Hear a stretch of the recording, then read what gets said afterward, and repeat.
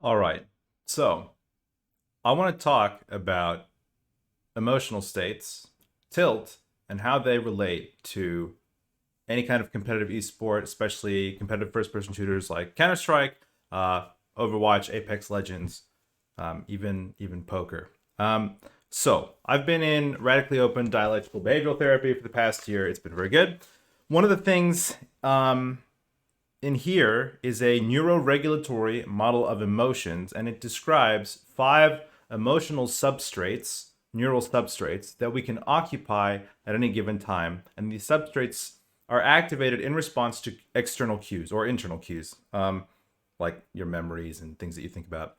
What we care about is the external cues mostly. And so those 5 states are safety, novelty, reward, threat, and overwhelming or overwhelmed. So again, safety, novelty, reward, threat, and overwhelmed. So I want to talk about safety at the end. First, I'll talk about novelty. So this comes up whenever you experience something new. So do you know that moment when you swing a corner in Counter-Strike and you die from a place that you didn't know an enemy could be or that you weren't expecting? You go, huh? Like what was that? That's the novel cue. The problem with our biology is that when we see something new, we have to evaluate it. This is just like an automatic process. Something new comes up, you stop for a second, you stop breathing, you stop moving, you just freeze, and you evaluate the thing. Like, is this a threat? Because that's what you're doing. Um, Unfortunately, it makes you pause, and that's bad. And so, the way around that is just by getting reps in, seeing as many strange situations as you can, and then when they come up, you've seen them before, and they don't make you pause. But we can see that happening whenever someone goes, "What was that?" That's a novel cue. Okay, the next two systems are the reward system and the threat system, and these are actually related. They're both the sympathetic nervous system, whereas safety and novelty and overwhelmed are the parasympathetic nervous system, in case you care. Reward, I think, is pretty funny. So it's characterized by kind of an excited, elated, passionate, and goal-driven state. And the primary action urge is to approach or pursue. So I think the best place that we see this is when we're playing battle royale games and we get close to the end. You're like last 3 or 4 squads and you feel victory is coming, and one of your teammates just holds W and runs straight into the open and they die. Or we're playing Counter-Strike and we're gonna do a play and we're sitting up for a play and we're excited and someone just holds W well before the smokes have gone off. That's the reward cue. It's goal pursuit behavior. You're excited about something, you want to pursue it, you want to attain it, you hold W. So that's the reward cue. The problem with the reward cue, and this is the same as the problem with the threat cue, is you kind of tunnel vision. So you become impaired in your empathetic perception. So your awareness of your teammates goes down, which is why when your teammate does this, you're like, hey, wait, hey, stop. And they can't hear you because they're in their reward state. You have expansive gestures, insensitivity, to others' facial expressions and subtle social cues. So you stop listening as well, and we don't like that. And the way it's fun getting excited, so I don't think this is always a bad thing. If we're trying to win, it's not so good. We want to stay in safety, which we'll talk about. Anyway, now on to threat. Now, this is the one that leads to tilt eventually, which we'll get to in a minute. But this is related to reward, and that you also get kind of tunnel vision. And so this is defensive avoidance as opposed to like approach avoidance. So this is your fight or flight system. Overwhelmed is your faint or fawn system. It's when you just totally shut down. But in any case, threat is your fight or flight system. You're agitated, you're tense, breathing is fast and shallow, heart rate is fast, you start sweating. You are anxious or irritated, defensively aroused, and not that kind of aroused, okay? Defensively aroused. Just like the reward cue, your empathetic perception and your signaling capabilities are both reduced. So what you see, if someone is in the fight or flight state, you see constrained facial expressions, tight gestures, a monotonic voice, averted gaze or hostile stare. If you feel like if you were in the room with a teammate, they wouldn't look you in the eye. You'd like go up to them and look at them, and they're gonna like look away from you. Like they'll like look past you. Um, and then again, fight or flight response. So this is like if we're playing and someone's mad and someone's frustrated because the rounds haven't been going their way, and you like suggest them like, hey, do you want to rush B? And they're like, the fuck you say to me? You want to fight? Right? Very flat tone, right? Not a lot of inflection. Like if you're, yeah. I'll talk about social safety in a second. But in the threat and cue, kind of monotonic, we don't want to be here. We don't want to be here. And I'll talk more about tilt in a second. Finally, or almost finally, we have the overwhelming cue. This is back to your parasympathetic nervous system. Who cares? This is when you shut down. Like this is like if you can't fight and you can't run, then your body's like, well, we're just going to shut down and preserve energy so we can survive later. And you give up. That's what you want to do. So your heart rate and breathing have slowed down. You're immobile. You feel like you can't move. Your pain threshold actually goes up, but in terms of what this looks like, someone's numb, unresponsive, trance-like, non-reactive, apathetic, insensitive to pain. Again, monotonic voice, but slow speech, kind of dissociating. This is like when you talk to somebody and they just don't respond. They're like, this is when you feel like you want to like turn off your mic and quit the game and uninstall and just go to sleep and zone out, That's when you're overwhelmed. The reason that I want us to stay in social safety as much as possible and out of the threat system is because threat leads to tilt and it also leads to getting overwhelmed. And I think, if someone is tilted or just threatened in general, I think we can bring them back in the span of, like a tactical timeout or something. Like you can bring them back in a few minutes. But I think once someone's overwhelmed, I think it takes honestly a few hours before they come back. And that's like when we have one of those games which is just really awful and we really absolutely get clapped and there's just nothing for us to do about it and we get kind of overwhelmed. We just like can't think, can't speak, can't move. There's pretty much no coming back to that for a couple hours. And so we want to stay away from that, especially if we're playing like in a tournament or something where long-term mental performance becomes the big thing. We don't want to get overwhelmed. That'll pretty much end our tournament. And so that's why I want us to stay at a threat also.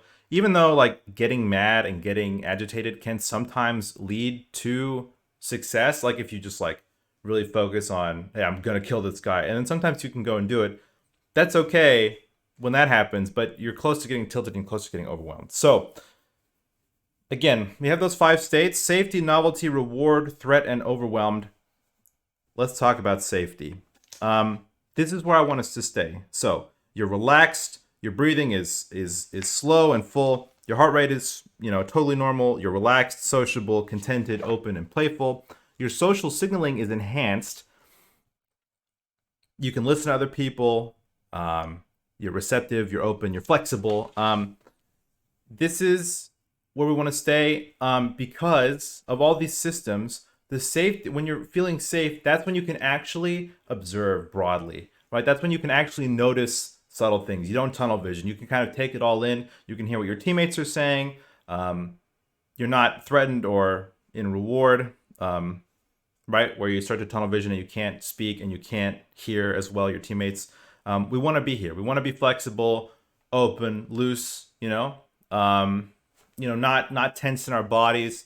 That's where we want to stay. That's what's gonna get us close to a state of flow, and that's what's gonna get us to our best performance. So those are the 5 states with examples. Let's talk about tilt. So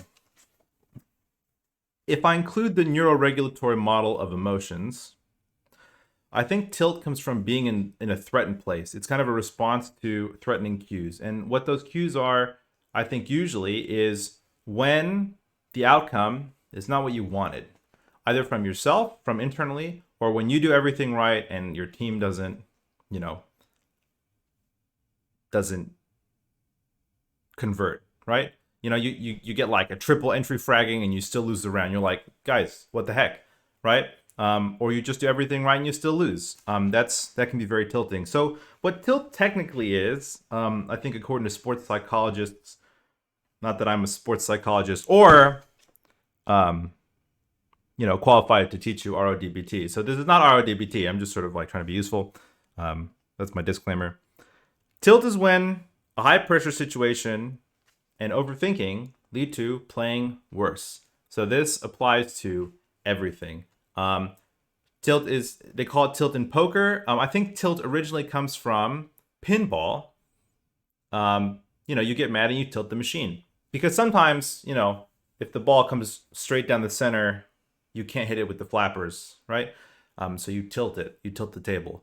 And all pinball machines have anti-tilt alarms. Anyway, I think that's where the word tilt comes from. In golf, it's called the yips. But it applies to like anything competitive at all. And what they think it is, or I guess what people seem to agree that it is like tilt happens when you take manual control over your muscle memory, right? So if you start thinking in golf about like like some specific part of your swing and you're like under pressure and you're thinking about it, you're going to fuck it up, basically.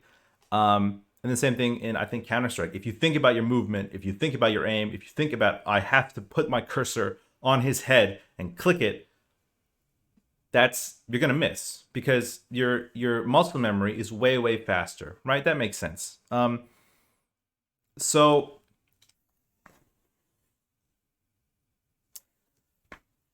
that's tilt. I think getting mad and getting frustrated are not necessarily getting tilted if you're not playing worse. However, I think they are probably threatened. And if you're feeling threatened, you may get overwhelmed. So we want to stay away from that. The way you combat tilt is by not focusing on the fine details or the fundamentals of your play, but instead just focus on some high level thing, which I think in Counter-Strike would be pacing, right? Timing. Just the movement of the round. Just focus on that. Trust your body to perform where it needs to. And sometimes something that you have to just take a step back and recognize is that sometimes you can do everything right and you're still going to lose. And that applies individually because your teammates, when you have great plays, how often do you have a great play? How often does anybody have a great play? We're probably not all going to have great plays on the same rounds. So on those rounds where everything goes right for you, we may still not convert that into a win. And that's just going to happen. That's just life. You can do everything right and your team can do everything right and you can still lose. That's life. So you have to recognize that, take a step back so you don't get tilted. When it comes to staying in social safety, the key thing is this is a very physical thing. So, you've heard about like the power stance and how like fake smiling can improve your mood. Like if you hold the pencil in your mouth, because it feels like smiling, your mood will improve. That's like science, apparently.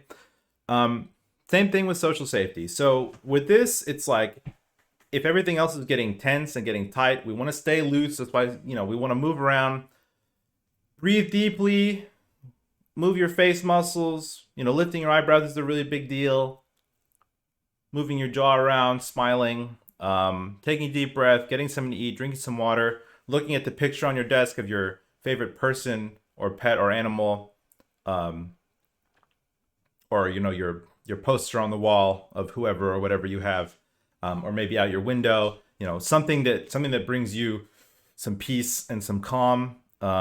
These are all ways that we can kind of reactivate our social safety. That's where we want to stay to get into a state of flow, which is where you're just running totally subconsciously and you're not thinking, right? These things take practice. I think tilt comes from threatening cues, things not going your way. Oh, the other thing about tilt that I think comes up a lot is getting fixated. So results not being what you expected them to be is one good way of getting tilted. But I think another way of getting tilted is when you like swing a corner. The problem with Counter-Strike is it's repetition, which I think is really hard, because if you get into any kind of bad emotional state out of a round, you have a very good chance of just repeating that over and over again, right? Because there's like 15 rounds aside.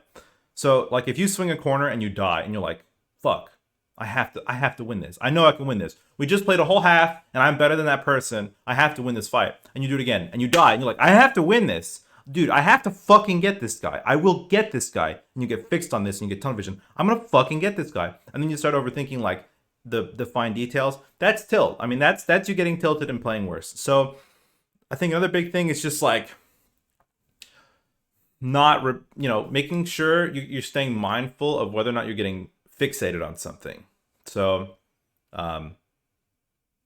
some corners, sometimes we have to give up car control on Inferno. Sometimes we have to give up banana control. Sometimes we have to give up map control because it just doesn't work. Sometimes we have to switch sides because it's just not working. Just staying mindful of repetition, staying mindful of not getting fixated on things. Just keeping in mind, at the end of the day, we're here to have fun. And if it's not, if we focus on different things, we can actually affect how much fun we're having. Okay. That's I think most of what I want to say about the RODBT, Neuroregulatory Model of Emotions. Wait, don't go anywhere yet. And also tilt. I think one last thing that I want to say is, it's called social safety for a reason. And when we're playing, we have teammates, and as people, something that I've learned in doing a lot of therapy, is it's hard to see the forest for the trees of yourself. Like, it's hard to know what's like so often. I think the thing about getting fixated and being in a threatened state about tilt, that I think like my favorite question, to ask someone who's tilted is like, hey, are you tilted? And they're like, I'm not fucking shut up, right? I'm not tilted, right? When like if someone is like, I'm not fucking tilted, like that, they're tilted, right? That's how you know. So the point is, we can read each other better than we can read ourselves, because that's just how humans are. We weren't designed to be very talented when it comes to introspection, because most of the time, stuff like evolutionarily that killed us didn't come from the inside, right? It came from outside. So our systems are very good at evaluating stuff from outside, including each other, and not necessarily ourselves. So we can read each other better than we can read ourselves, and we can also affect each other. Maybe not as good as we can affect ourselves, but the point is, I think the biggest thing that we could do about this, which is why I think it's fun to watch certain esports teams like OG in Dota, and Cloud9 back when it was, Shroud and Skadoodle and nothing, is because of that team connection that they have, and the way that they kind of help each other out. So I would like you to think about that if we play games together, and if we don't play games together. Well, I hope this is helpful. Anyway, that's my one take perspective on these two things. If you have any thoughts, feel free to leave comments or message me on Discord, or anything like that. I think this stuff is really interesting, and yeah, let me know. That's that. Thank you for watching. 19 minutes. It's pretty long, but I think it is what it is. Yeah, thanks for watching, and I hope we play games soon.